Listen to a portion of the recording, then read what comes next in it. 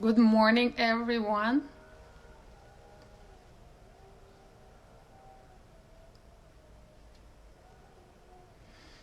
Today we are going to talk about Japan.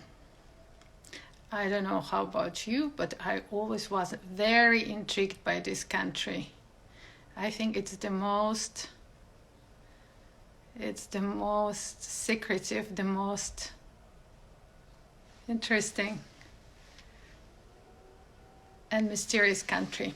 And for that, I invited a very good friend of mine, Kenneth Goodwin Jr., who lived in Japan, who was married to Japan, and who knows a lot about Japan. So I'm going to connect Kenneth.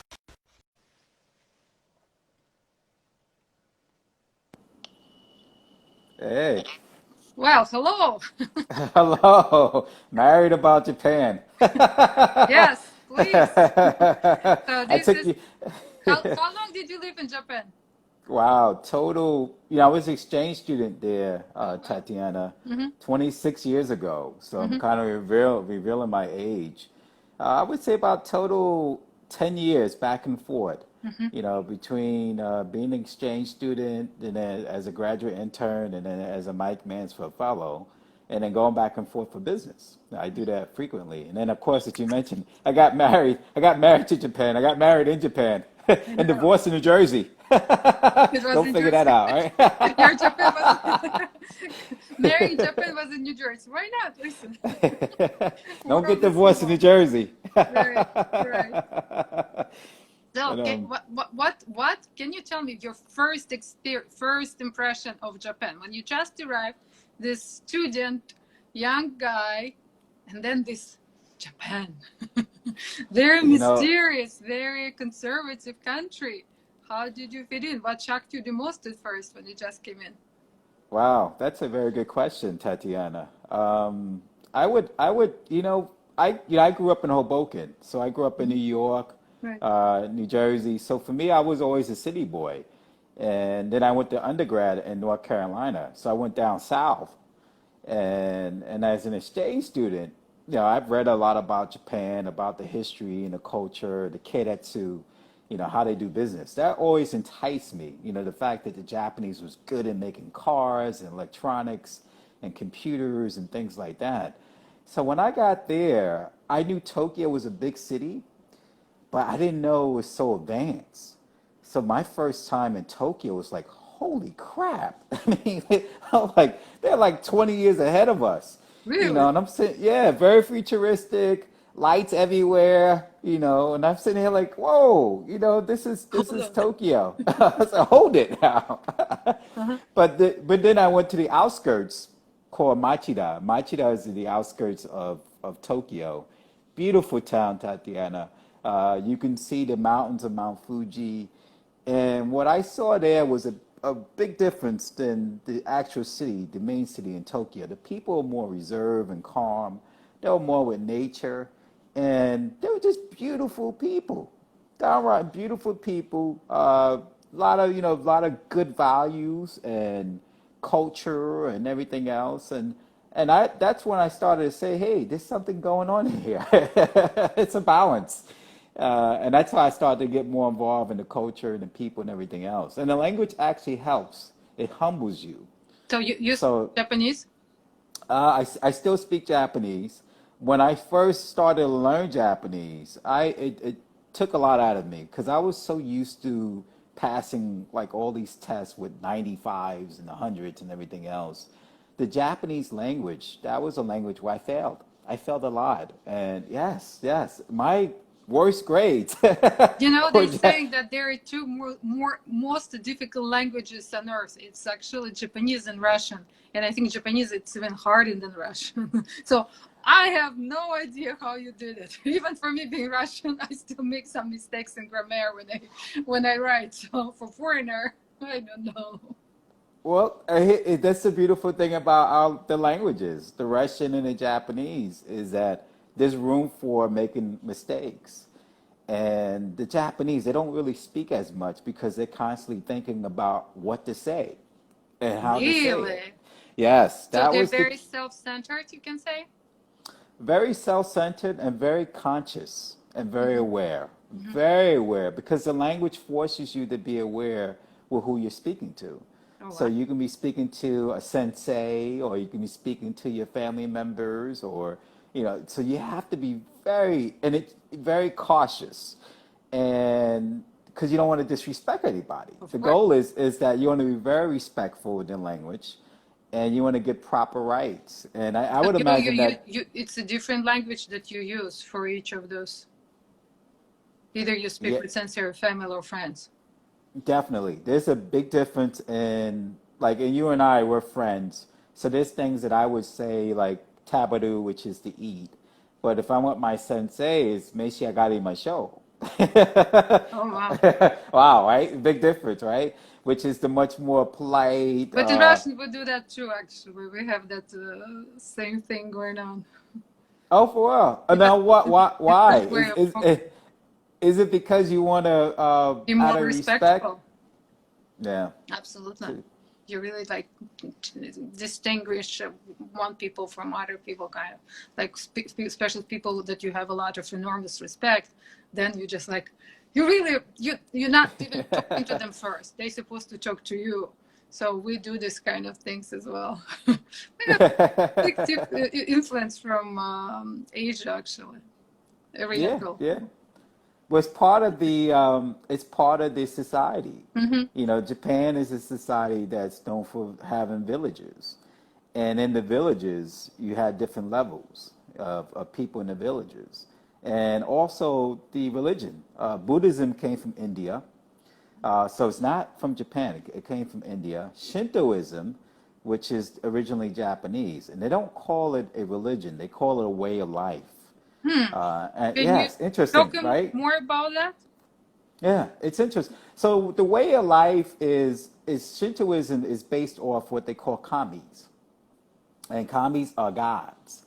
And in God, you can find God in water, you can find God in trees, you can find God Mm-hmm. in the lakes and in the fishes and the mountains. And they're So all different gods. all different gods. So it's the land of many gods. And that's how you live your life. You live your life appreciating the many things that has God in it.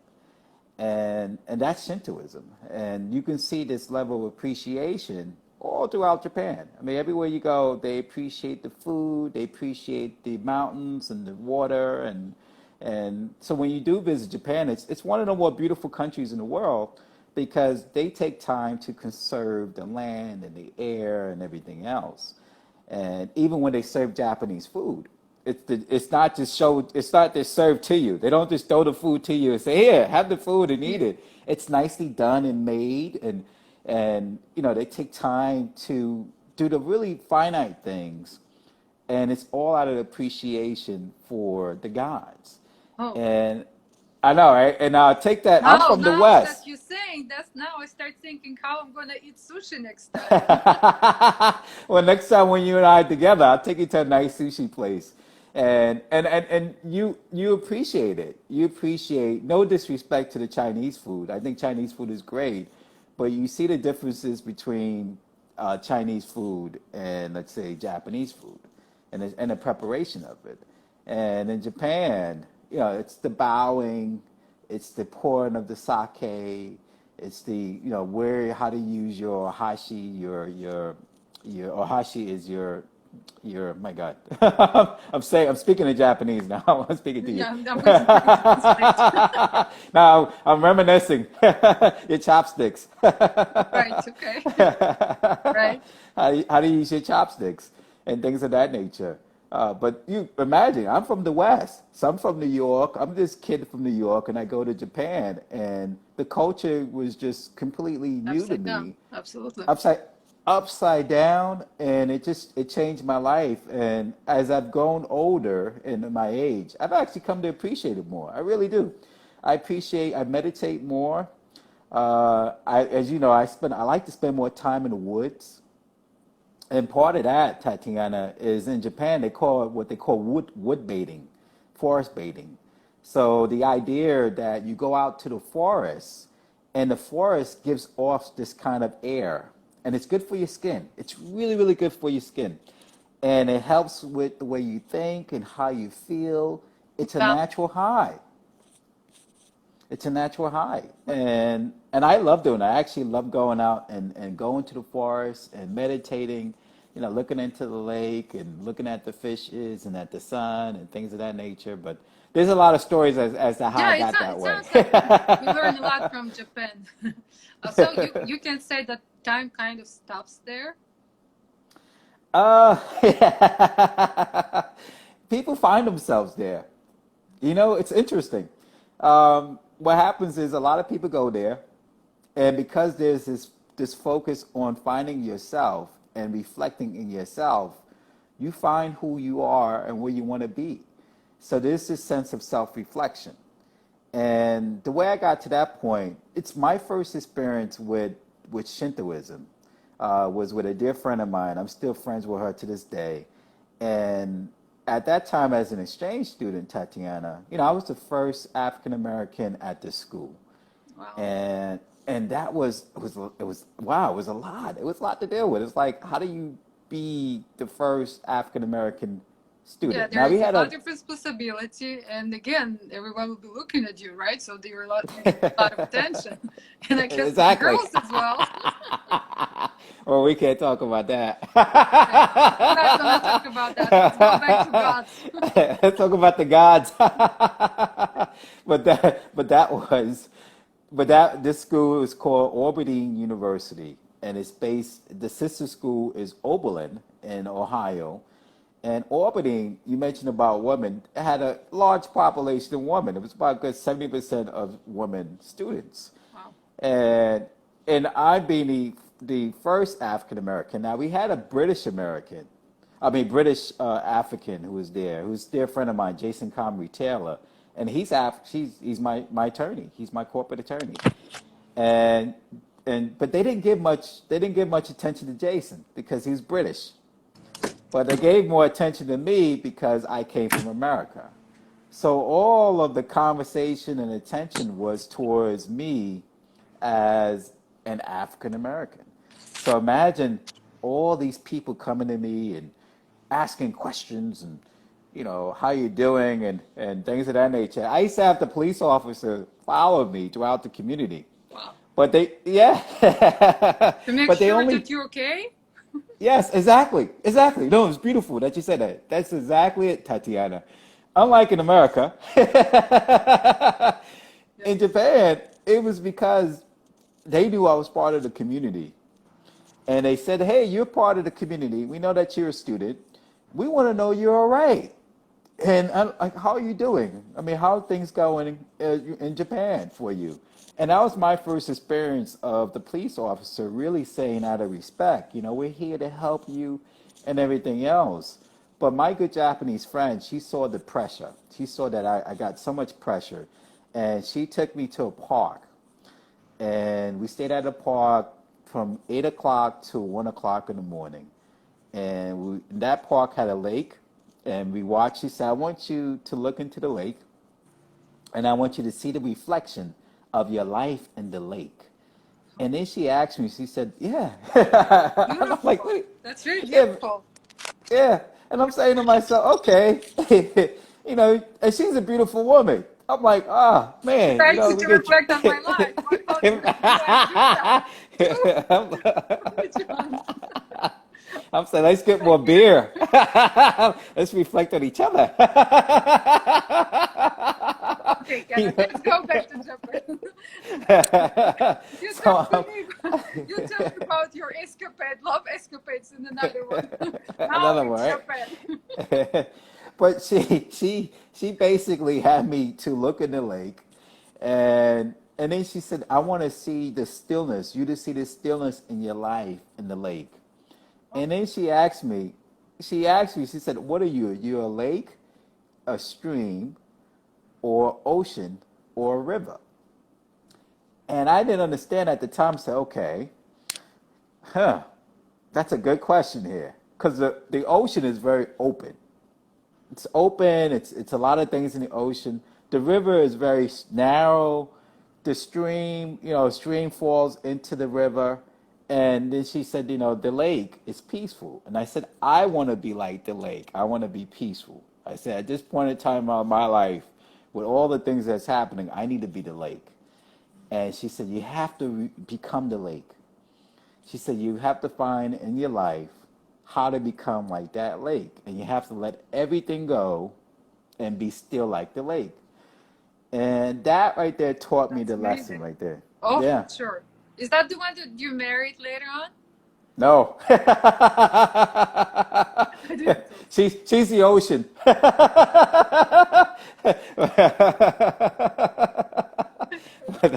But we can't talk about that. No, we cannot. No, But it taught me a lot about. that's a really beautiful lesson. And to be honest, I'm going to meditate on that for sure. You gave me lesson just right now. Yeah, and all my Japanese friends, and including my ex-wife, who is a good friend, is like that. They have this whole notion of self-reflection and And be part of knowing this whole beautiful world. exactly, and they understand how their points of life comes together. So they don't compartmentalize. Like in the U.S., in the Western world, we sit back and we say we have a bad moment, and we tend to take that moment and we allow that moment to define us. Where in Japan, it's the way of being. It's a part of life. It's just It's a part of an life. obstacle that Right. you're passing and you're going. And then what you want to be? You want to be lake or you want to be smitten by the river and be this little stone. Exactly. Now, here's the beautiful thing about what my friend at that time recognized. She taught me about the moon. And Japan, the moon is very Convex. majestic, very majestic. And you and I had this conversation about the moon. You and I talked about the sun giving off energy and the moon Yes. taking energy away. Now, in Japan, the moon, they have a thing that the moon is like the rabbit. There's a rabbit that makes rice cakes in the moon. And so there's a song about that. The song about the rabbit making rice and the moon, because the rice in Japan is that's the food of the natural food is rice. Sake is made from rice, and sushi is made from rice. So rice is very important ingredient, very food in Japan. And she watched the moon in all this meditation. She actually watched the moon moved, and she said, "Time is moving like the moon." And I said, holy crap. So at that moment, I said, wow, I have to really get caught up with being aware. And that was important for me in the language because what helped me the most was not speaking, was listening. My Japanese listening is strong. And it's because you have to change your heart. Yeah. So part of communicating, we like to talk and speak and hear our voice, but communicating is also listening, and it takes more energy. You have to change the inside of yourself to listen. And so that's where I started to change and say, you know what? It's being aware and listening. And she said, like the moon, you have to be aware of the time because time is moving. And I said, wow. And she said, the moon is not, even though it may take away, it's actually giving you the rice on the moon. And all this came together. It's like, okay. So I joined a choir. The way I improved my Japanese was I joined a community choir. And I started singing Japanese Oh my God. in a community choir. And when I did that, that was the way of how my Japanese improved. It improved by me singing in the choir and singing among older Japanese people. So I was singing among older Japanese people in the community choir, and they taught me. They taught me about the history. They taught me about the culture. They taught me about the language, and part of that was also listening because it was difficult, and I had to sit there and listen. I started all over again from from being E-U-A-O. like a, And it changed my life, actually. It changed my life. It humbled me. You had to be humble to grow. I had to humble myself to grow. absolutely. What a good observation. 100%. You have to be humble in order to grow. Yeah, Yeah. that's it. So move further. What? It doesn't sound like anything shocked you. You were absorbent. That's really great. Because shocking it was something that you shocked and you're just like, oh, that's not mine. But you were absorbing. That's why it did change you. At first, the food shocked me because the amount of fish. Mhm. I wasn't so used to eating fish frequently, and the shocking moment for me was trying to readjust my diet. My diet was from, in the U.S. you go from Yeah, McDonald's and fast food, burgers, that a greasy lot of stuff, meat. Yeah. like beef and all that stuff. I mean, they eat beef in Japan, but they eat a lot of fish. So my skin and my whole aura changed. I mean, I think back then, I look at the pictures back then, it was like I was glowing. Like, yeah, I would say I was more handsome back then because because of the food, the diet, and I was drinking a lot of water and tea and things like that, and an appreciation for it too. I didn't just sit there and just eat it up really fast. In America we eat fast, and and then we go out and eat more fast, and then it was like bowing and The appreciating whole everything that was ceremony, given to me. the whole Yes, tradition, absolutely. And then you're yes. taking it seriously, and then when you consume it, you know what you're consuming. It's like almost like some kind of blessed food. Exactly. Now, I tell you what shocked me actually. Buddhism.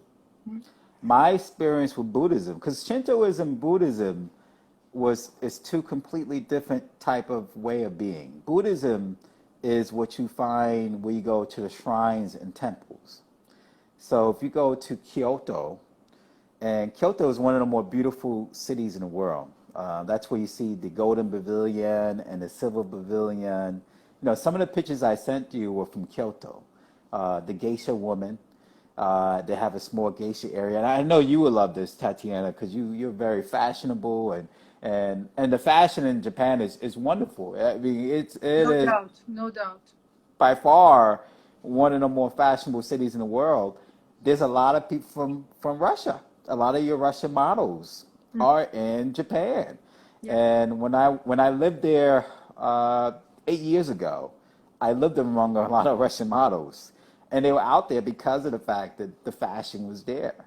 And they would go to Kyoto in the Kansai area and be among the geisha women because the geisha way of living was eloquent. It's eloquent and majestic, and the clothing, when you wear the clothes, you feel, there's a femininity about it, but it's an eloquence of femininity that most people wanted to feel, and they needed to feel that when they model. You know this as a former model yourself. You had to have this certain feeling, and they had to have that sense of confidence, and you can see that in Japan, in Kyoto.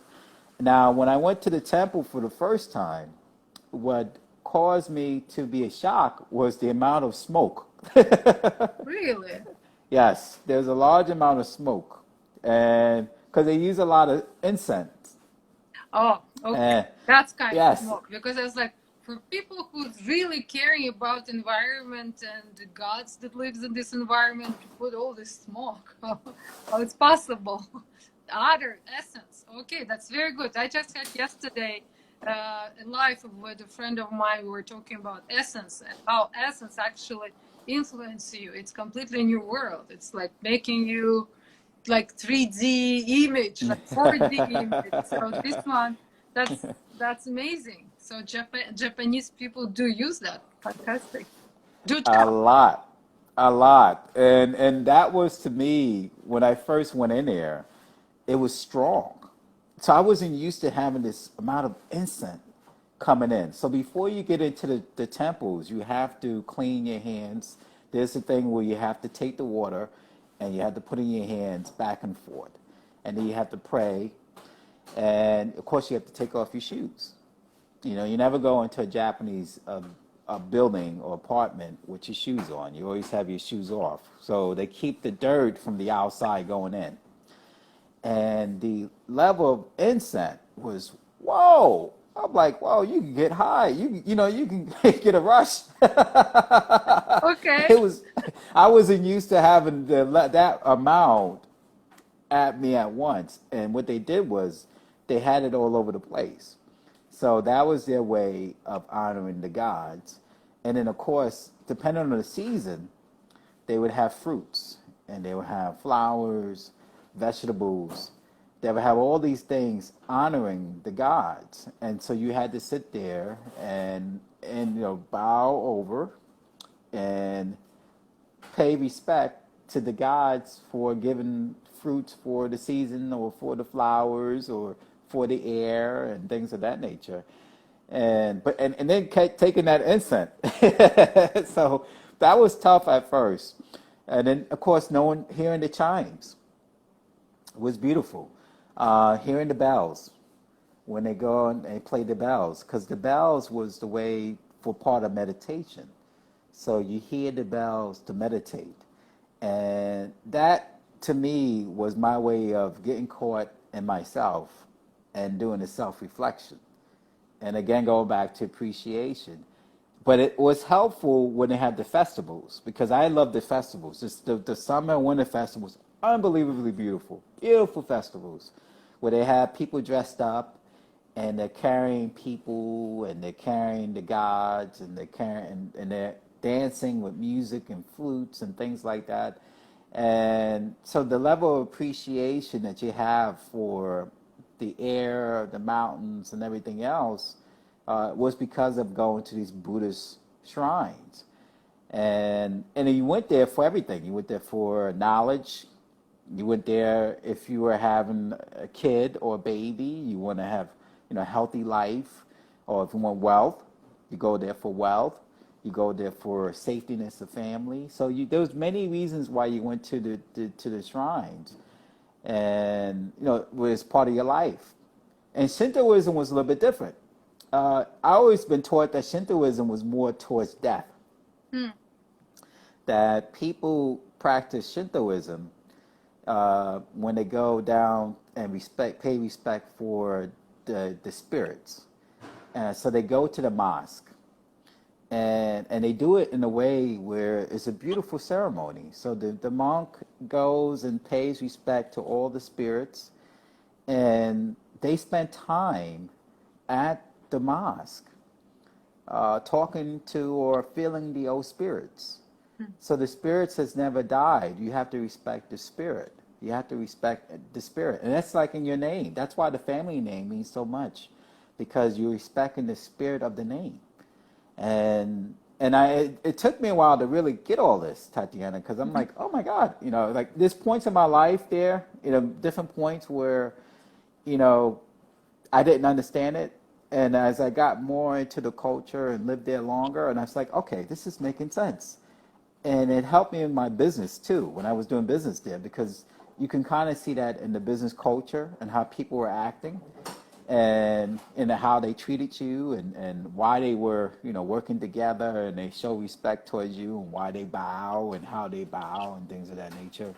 So all those things kind of came together, and it changed my life tremendously. Really changed my life. Wow, fantastic. Can you tell me a little bit more about what they believe, how the world was created?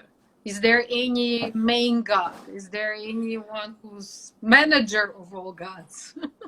There's two gods, Okay. actually. I can't think of the name. Inamu and I think it's Inamu and Izuma. But the story is that the two gods came to Japan, landed in Japan, and created Japan. And so Japan always believed that it was by itself, Without the rest of the world. without the rest of the world. How interesting. How interesting, right? And I say that with an air of diplomacy, because the Chinese don't think that way. The Chinese think that China is the center of everything. But Japan thinks that they are. They are. You see where I'm going Yeah. at? It's beautiful, right? Oh my God, Because poor God. Poor God who created all of us. I, And didn't meant this way. and amazing, right? And and and here's the thing about the language, because the kanji comes from China. Kanji did not come from Japan. It came from China. And the kanji for China is called chu, which is naka, which means middle. And so that's how the Chinese believe that they are the center of everything, that they are the middle. And on the right side is wa, which is Japan. And on the left side is kanro, which is Korea, kankoku, Korea. So China is in the middle, and Korea is on one side, and Japan is on the other side. And you see that in the relationships today. That is very key in terms of diplomatic relations. That hasn't changed. That's been around for centuries. That you'll see Korea's in the middle, South Korea, North Korea, South Korea, and how they handle the diplomacy. And Japan has always been on that far right by itself. And China takes the belief that they found Japan. And that, yeah, that they were the first country that identified Japan. And Japan would say, we've been here long. Oh, we have our own gods. We got our own Who gods. are you? Who are you? You know, I mean, in fact, here's what they did. The Japanese would give the Chinese, they would give them gifts and to build a relationship. So that's what they call the tributary trade. And the problem that, yes, the problem that they had was the Koreans. The Koreans, well, I should say the Koreans. Uh, the Korean Empire, they were known for piracy. So they would steal a lot of the goods from Japan. And that's what they used to do. The Kodo dynasty used to steal the goods. And so there used to be travel between China and Japan frequently. And that's how they established their relationships. And then, of course, you know, what happened with World War II.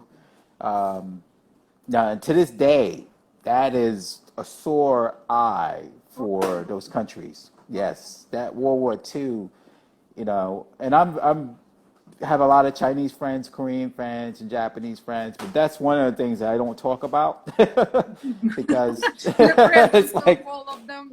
I hear you. I know, Wow. you know, so let's make it very peaceful.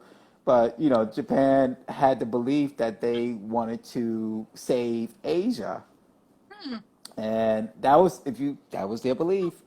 So of course, going into China and doing what they did with the Chinese woman and everything else, the rape of necking, Right. the Korean, how they treat the Koreans, and how they brought a lot of those Koreans back to Japan, and how they had them change their names. I mean, all these things happened there. And I say that because I'm a Michael Mansfield Fellow, so I am one of 200 people in the U.S. that's considered to be an expert in economics and finance and areas in Japan.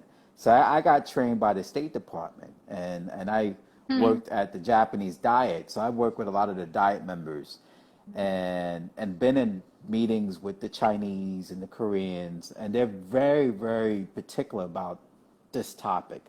But culture-wise, the Japanese recognized that the language came from China. But the Japanese, being so difficult, created Yeah. two other languages. They created hiragana and they created katakana. So imagine taking kanji and now you have two other different languages Are they on top of similar that. to each other? If you speak one, Hard. no? They combine them together. So imagine you have three different types of. I know, Oh right? This is my why God. Japanese so difficult. This is why it's so difficult. So It's because, every Japanese person speaks three languages? Three Japanese well, language? the written language is three: Mm-hmm. kanji, hiragana, katakana. You have keigo, sonkeigo. You have different levels of Japanese. and the levels of Japanese are hard, very, very hard. So you have the like I had to when I met the prince and the princess, Prince Masako. Now they are king and queen of Japan. When I met them when they were prince and princess, we had to speak Keigo because that's the language of the prince. And what you hear with Prime Minister Abe, when I met Prime Minister Abe, he's using Sonkeigo because that's the language of the prime minister. So it Wow. changes. It changes, yes. So It you becomes you do very. speak all three languages? It's ironically my Keigo and Sonkeigo is better than my normal Japanese. Okay. So I'm like that strange person. I speak really good like polite Japanese, and that's how I guess that's how I got my ex-wife. I mean, my ex father-in-law, and he's a great guy. He was a former CEO of Marubeni, which is a big Japanese chemical company, one of the top companies in Japan. So he was the CEO of that company in Vietnam and Indonesia. So when I met them the first time, I met them through a dinner, and they were surprised. I was speaking this kind of high level Japanese. Sophisticated, It's like, yeah. why is he not speaking normal Japanese? He's speaking this level of Japanese. And so they took that to be like, wow, his ability to learn must have been really strong, like because you got to really study to and be open to speak that type of Japanese. And I guess that was a good impression Yeah. To lend you because to they lend you allowed the me to marry vibe. their daughter. Yeah. So that's another story. Yeah, I know. There are a lot of more stories to come. I should write a book one day. You know, what I do, I will have you as a forward. You will write the forward Okay. in the book, because we known each other for what 4 or 5 years, Yeah. and you see me go through many changes in my life. Yeah. That's You see me go through my ups and downs, and even now with COVID-19 and all the things that's happening in New York City, it's a tough time in New York City, Tatiana, I know. and I had to find solace, in this period, and I think Japan has really helped me. Knowing Buddhism, Mm-hmm. knowing Shintoism, Mm-hmm. had gave me this like level of peace. Mm-hmm. And I just say, you know what? I'm going to do a lot of self-reflection. I'm going to take some time And to, reinvent myself as usual. yes, yes, and find yourself again. That's, And you actually told me this. You told me this. You told me this many times. You told me this one time. It was late at night. You said, you got to find yourself. And yeah. Yeah, I know. and I We never like forget to that chat. conversation. Yeah. Especially with the difference of time, it's perfect. So, can you tell me a little bit about men and women in Japan? What's the difference? Because I do know that they have uh, men and women are completely different classes. They're almost like a different species, I would think, in Japan. But you cannot say that one is lower, one is higher, right? They all have their own place. So, The woman owns the household, basically. Don't be fooled. The woman owns the household. Though I have to say the women are becoming more progressive, and I think it's great.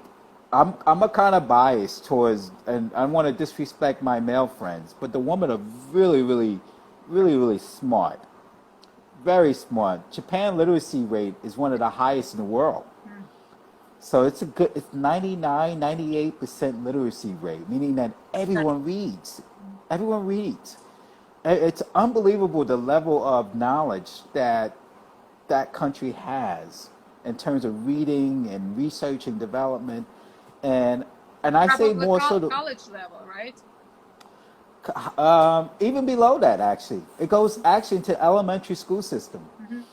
go No, and I which mean that rolls into high probably school. a lot of people goes to college, right? The quantity percentage of people that finishes up over like postgraduates and stuff. I read that they have one of the highest rates as well. And Yes, one of the highest rates. But it starts. You're absolutely sure. right, Tatiana. It starts early, and I was more impressed. Um, and I'm going to say this: when I was a Mansfield Fellow, uh, I did my work at the Bank of Japan and at the Tokyo Stock Exchange. And at the Tokyo Stock Exchange, I was the first non-Japanese to trade on the floor. Oh, And I didn't know that actually. I didn't know that, I did my job. I was just doing my job. And I was more impressed with the woman trader on that floor. She was sharp.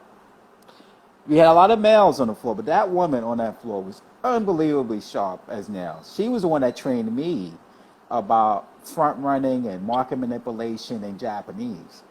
And her knowledge was beyond greater. I saw her to be like, wow, like she was amazingly smart. And most of the women are that way. And the men are smart too, but the women are trying to get more freedom and independence. so they try I harder. Yes, yes. The culture is still, to a Patriarchal. large degree, male dominated, Mm-hmm. I think. Though it's starting to get more women in the corporate world and CEOs. I think Japan could do a better job than that. It could be much more progressive towards the woman because the women have this, they are educated. They got degrees. A lot of the women travel the world. Mm-hmm. They gone to the U.S. and the U.K. and all over the places. Not to say that the males don't do it, but the women do it far more than the men, Mm-hmm. and they bring those skills to Japan. So I'm a huge advocate of women rights and independence. I think this generation is changing. I think this generation is much more woman strong. That's great. But I had a great friend when I was studying in Sorbonne in Paris. Her name was Chikako. She taught me oh, how to say aishkuru. She was such a wow. brilliant girl. And the thing is that after finishing her studies in Paris, she was sent back to Japan by her parents and they want her to get married. And she said, like, really? After all that I've done, all you want from me is just put me in the kitchen? She said, no way. She's here in Japan. She's somewhere in Europe right now. So, Oh wow, so she's in Europe now. yeah, she's in Europe right now, yeah. Oh, okay. Great. See, that's I'm not surprised actually. My good Japanese friend, Kaori, she's a classical singer Mhm. in Paris. So she's actually in Paris. So she's singing classical music in Paris, and that's that they're very dedicated to their subject matter expertise. So that's one of the things that I learned about the men and the woman. The man and the woman, when it comes down to a subject, they become very dedicated to it, and that becomes their life. And the women are like that too, very focused and loyal, Great. and good friends. What you Mhm. find like with your friends, they're friends for life, very loyal friends and trustworthy Mhm. people. Mhm. And I have friends for 26 years that to this day I still talk to this day. Of So course. when they travel here in the U.S., it's I treat them very well, and when I go to Japan, it's the other way. It's the same way. They treat me very well, Mhm. and help me a lot in terms of my life and business and everything else. So I think the woman and men is still a male-dominated society. To answer your question, Mhm. the men are still at a higher peak, but the women are starting to show. You can see that with the governor in Tokyo. She's a woman. Hmm. Yes, so the governor of Tokyo is a woman, and she has aspirations to be the next prime minister of Japan. Huh. Now, yes, If that will now happen or not, we will see. I don't know. I'm hoping that I'm a big fan of Abe. My story with Prime Minister Abe, I met him before he first became prime minister. I met him at a time when he was the head of he was on the same level of Condoleezza Rice. So he was the Department of State.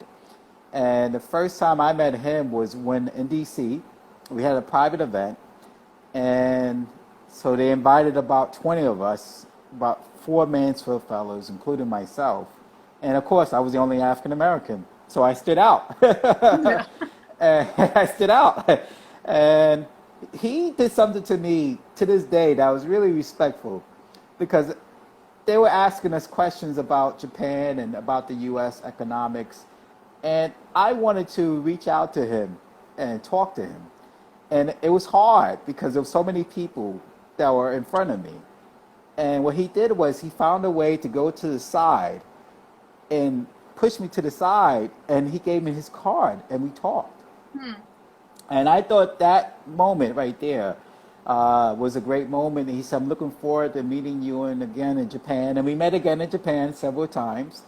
And that's how, I view him as this man of respect and very passionate about his country. His grandfather was a prime minister. His father was a powerful senator in Japan. So he's been raised to be prime minister. He was raised to be prime minister. He loved Japan dearly. And I had a chance to go back about 4 years ago to the prime minister residency to advise the senior advisor, who's a dear friend of mine, on the Trans-Pacific Partnership Agreement, TPP. Your favorite one, I remember. Yeah, right, which you actually came to the class, to teach the class on it. Yeah. But TPP, before that, I did it in Japan. And it was at the Prime Minister residency. And so it just circled back. It all came back in full circle. And that's one of the things about Japan. It was the fact that people, this whole notion that I'm your friend, I'm going to be your friend for life, but I'm going to be respectful of who you are. You see that over and over again in the culture and the people. Well, let's go back to gods. We just spoke about human gods. Let's go to the real gods. There is a male gods or female gods, or gods have no sex? That's a good question. Actually a good question. I'm biased towards this. I saw a lot of male and female. They say Buddhism is actually, the Buddhist god is actually a female. Some people will argue. Some people say it's both. It's none. But there's female features in the Buddhist god. The Shintoism gods, I saw a lot of male features. So you saw the muscles, you saw the eyes, the big eyes. But then when it came down to softness, you also saw the woman too. There was also woman gods too. So I would say depend on the elements, it changed. It changed. It changed depending on the elements. You had both, Right. male and female. I tend to look at the women to be a lot more strong in their features. And you can go to any museums and you can literally see the expressions on their face. You can literally see like, wow, like, they're trying to give a message to the universe about their being, their purpose of being there, which is to give you guidance to get you to the light. Ultimately, the purpose is to show you the light. You have to find the light in the being, and I find that the women were more expressive and more show a lot of power. The males show the power in the muscles, in the physical way. So I would say it's both, actually.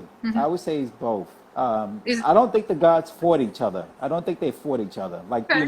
In the Romans, Right. they fought each other. I think these guys were operating in peace.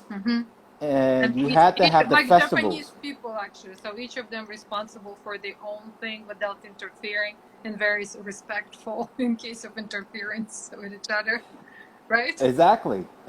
So the festivals was to honor the gods because you didn't want to disrespect the gods, or you didn't want to not give the gods upset. So you had to do these festivals and sacrifices to the gods.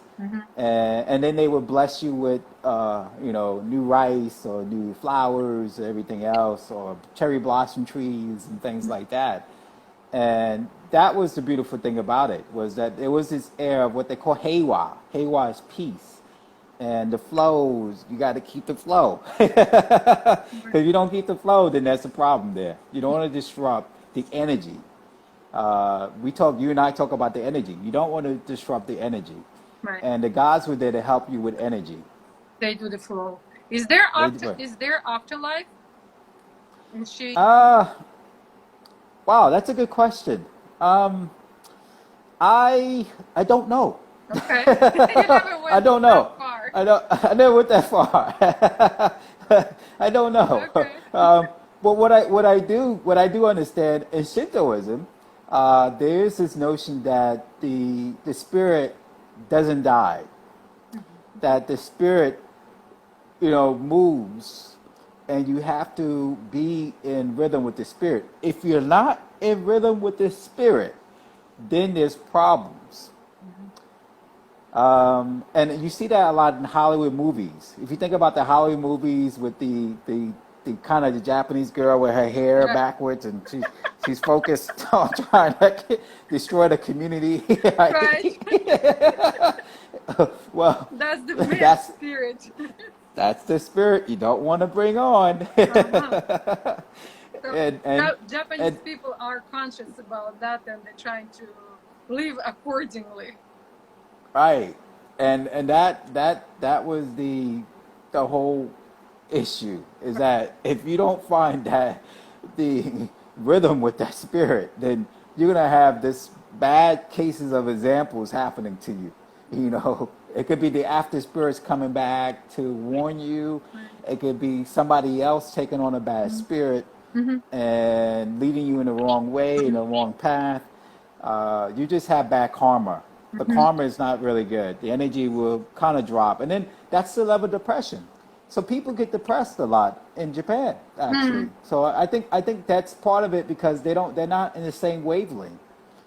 So they fall with they miss the karma, and they fall at a lower wavelength, and they're not listening to the spirits, and they're not honoring the spirits enough. Is that the same? Is that the same quantity of people in the big city and villages, or it's just in big cities where they have much more pressure? What you have is, Or that's a good question. Mhm. It's a beautiful question. Um, the village has less. There's less people in the village. There's more people in the cities. Mhm. However, the pattern is changing. Mhm. More No, people are. I meant depression wise. Depression wise, are they all through the whole Japan? They're quite depressed, or they have more people who are depressed in New York, or in New York, in Tokyo, in Tokyo. Well, now that's a good question. The I would say the cities are probably more, brings on the air of depression, yeah. because of the pressure. It's a pressure life in that city. And it takes them away from nature. It takes them away from the culture, from the Yeah. rituals. Mm-hmm. I think what happens is that people go out to the woods in the village, and they find themselves in the Mm-hmm. villages again. And they And they connect find with them, energy. right, and they find themselves among the gods. Mm-hmm. And they come back more energized. So when I give you an example, Kanazawa is a place that I lived in, and it's on the northwest part of Japan. It's in the Ishikawa prefecture. Mm-hmm. Beautiful area. And those people are peaceful, they're in the mountains, and they have natural onsens. So one of the pictures I shared with you is an actual onsen. The water falling off the lake, and you can go and do the onsen in the mountains. And it's just when you go into the water and the way you feel afterwards, your body is just so it's just Thank so relaxed. It's like, my God, this is the way of life right here. Mm-hmm. And when you do that, it changes everything. And I think the Japanese people, coming from the cities, they're starting to go and visit it more to those places. A lot of foreigners go there too, because they don't want to be in a city and they want to feel pressure in the city. So what happens is they find their way, they take the bullet train, they go to the onsens Kanazawa, in Kyoto. Kyoto's a great place to go at. And Beppushi, which is in Oeda-ken, which is the middle part of Japan. And they go to these places and they really try to find themselves again and reconnect with gods and nature and everything else. Mm-hmm. Kenneth, we have just a little bit more time left, and I have a couple more questions, but I have time just for Tell me, is Japan your favorite country? Can you imagine life Oh, without Japan? that's a good question. Wow. My favorite, well, I haven't been to Russia yet. um, I would, you know what, I would say it's one of my favorite countries. Um, I do see myself back there living there again. My son, as you know, he's part Right. Japanese. He's dual citizen, so he gets the opportunity Mm-hmm. to go back to Japan and maybe live there. Mm-hmm. I like Canada, actually. I like Canada a lot. Uh, and I like Switzerland for some Okay. reason. Okay. I Okay. don't know why, but I like Switzerland. I think Switzerland and Japan has the same kind of awe about each other. They're Mm-hmm. both mountainous countries. When I went to Switzerland, when I went to Davos, I felt the same way how I felt in Japan. Mm-hmm. And There's then you something have all zen these, about it, right? yes, yes, and you have all these villas and villages, Mm-hmm. and the people were very polite and kind and everything else. And I felt more energized. I had another energy level that I didn't have here in the U.S. I just felt like I was floating in the air. I could accomplish anything. I had my vision was unbelievable. I was seeing things that I never saw before. I mean, like it was like I was traveling through space. I was literally time traveling, and I don't know if I can get that here in the U.S. Unless I'm in certain areas, and that's why I'm appealed to go back to those countries because I think my best self Mm-hmm. was in those areas. Absolutely. Where here, it's, you know, you got to find it. You got to find it here. Yeah. Kenneth, thank you so much. I loved it. Very, very interesting. Thank you. And well, it was an honor and a blessing. Thank you. And thank you so Talk to you much. very And soon. take care now. Take care. Bye-bye. Bye bye. Bye bye. My dear friends, thank you so much for watching. That was Kenneth Goodwin Jr. You can find him. I'm going to send a link. I'm going to put a link for him as well. If you ever need a guide or business partner for working with Japan, don't hesitate to reach out to him. I wish you all the happiness in the world, peace, love, and equanimity. Have a great day.